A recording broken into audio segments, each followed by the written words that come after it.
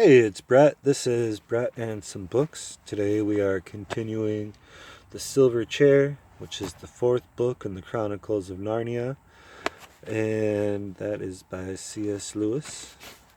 We are on chapter 15, Disappearance of Jill. And that looks like a satyr or a fawn. And a squirrel. The patch of light did not show up anything down in the darkness where they were standing. The others could only hear, not see, Jill's efforts to get onto the marsh-wiggle's back. That is, they heard him saying, "You needn't put your finger in my eye, and nor your foot in my mouth either, and that's more like it, and now I'll hold on to your legs, that'll leave your arms free to steady yourself against the earth." And then they looked up, and soon they saw the black shape of Jill's head against the patch of light. "Well," they all shouted up anxiously. "It's a hole," called Jill's voice. "I could get through it if I was a bit higher." "What do you see through it?" asked Eustace. "Nothing much yet," said Jill. "I say, Puddleglum, let go my legs so that I can stand on your shoulders instead of sitting on them. I can steady myself all right against the edge." They could hear her moving, and then much more of her came into sight against the grayness of the opening. In fact, all of her down to the waist. "I say," began Jill, but suddenly broke off with a cry. Not a sharp cry. It sounded more as if her mouth had been muffled up or had something pushed into it. After that she found her voice and seemed to be shouting out loud as she could, but they couldn't hear the words. Two things then happened at the same moment. The patch of light was completely blocked off for a second or so, and then they heard a scuffling, struggling sound, and the voice of the marsh-wiggle gasping, "Quick! Help! Hold on to her legs! Someone's pulling her! There! No! Here! Too late!" The opening and the cold light which filled it were now perfectly clear again. Jill had vanished. "Jill! Jill!" they shouted frantically, but there was no answer. "Why the dickens couldn't you have held her feet?" said Eustace. "I don't know, Scrub," groaned Puddleglum. "Born to be a misfit, I shouldn't wonder. Fated. Fated to be Pole's death, just as I was fated to eat talking stag at Harfang. Not that it isn't my own fault as well, of course." "This is the greatest shame and sorrow that could have fallen on us," said the prince. "We have sent a brave lady into the hands of enemies and stayed behind in safety."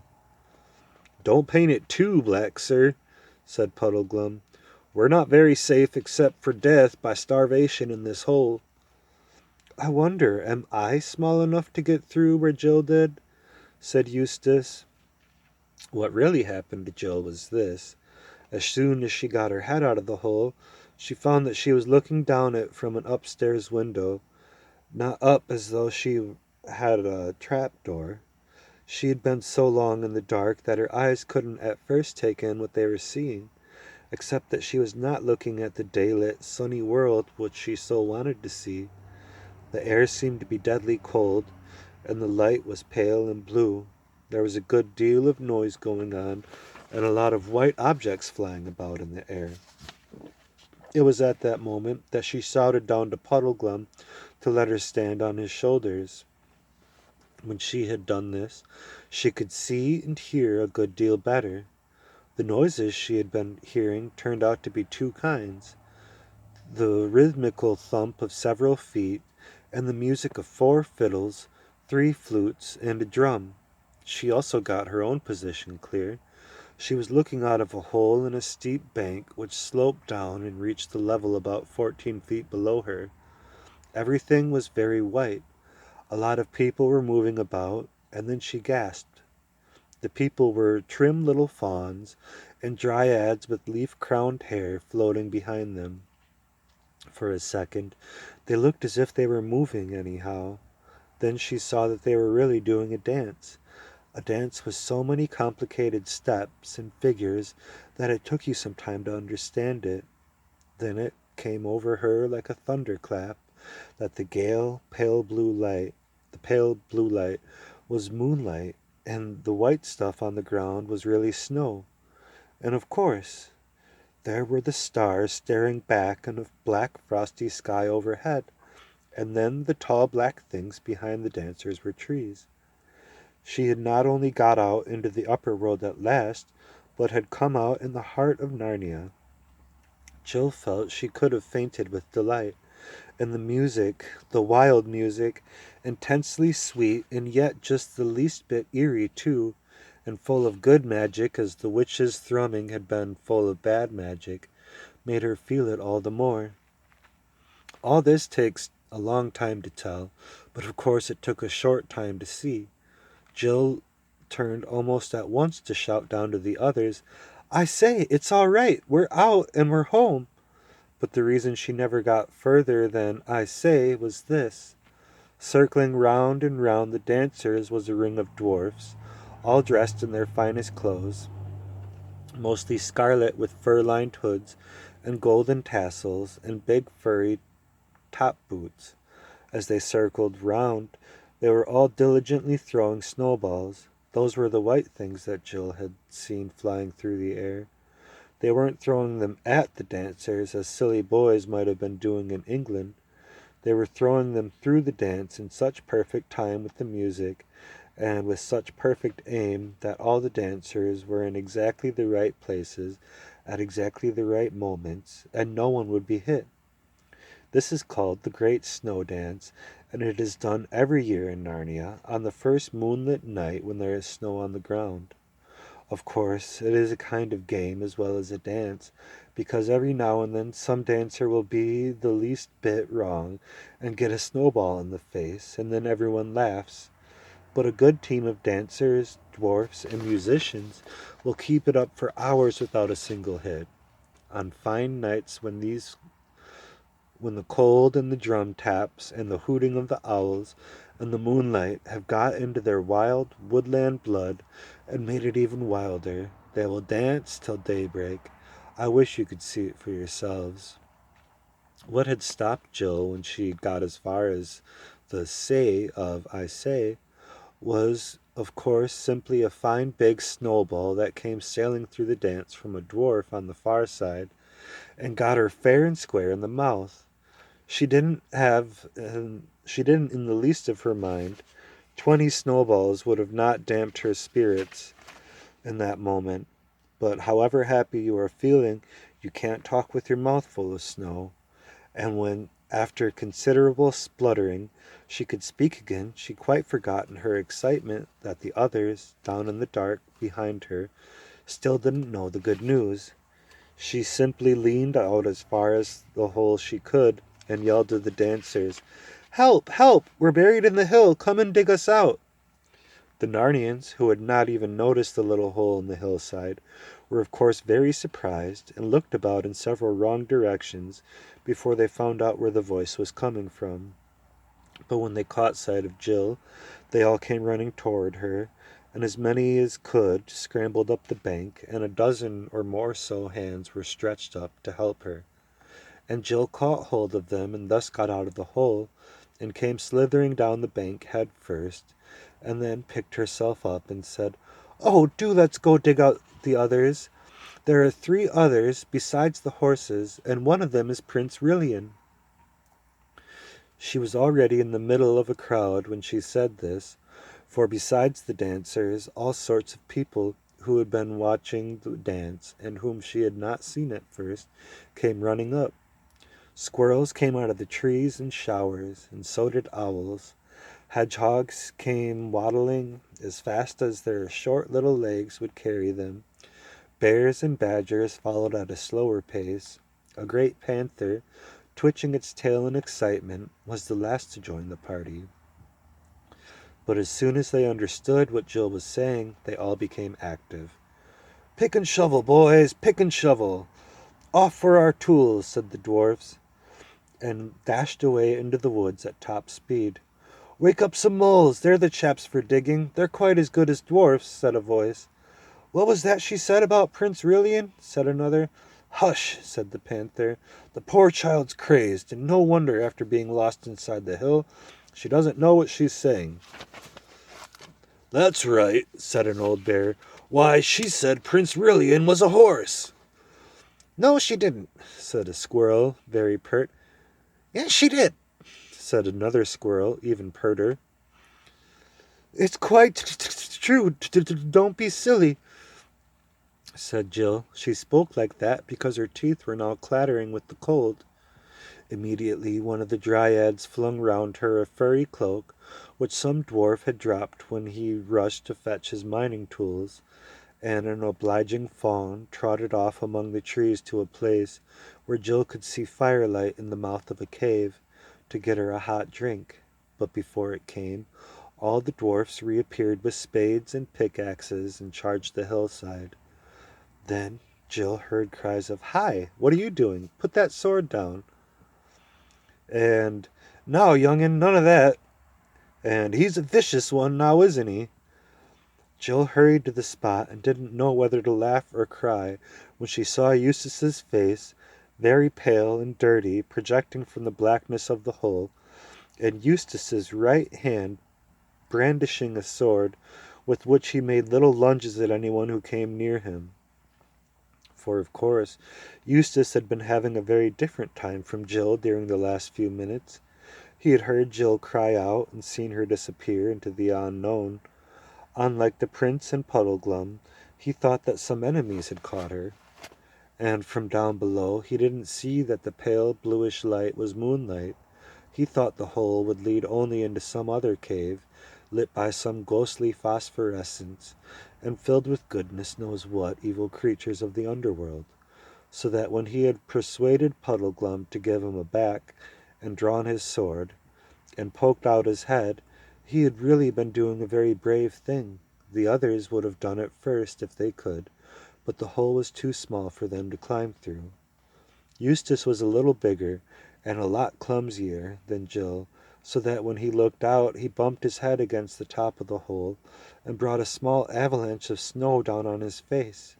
And when he could see again, a dozen figures coming at him as hard as they could run, it is not surprising that he tried to ward them off. "Stop, Eustace, stop!" cried Jill. "They're all friends, can't you see? We've come up in Narnia. Everything's all right." Then Eustace did see, and apologized to the dwarfs, and the dwarfs said not to mention it, and dozens of thick, hairy, dwarfish hands helped him out, just as they had helped out Jill a few minutes earlier. You gotta get under the covers, baby. There you go. Alright.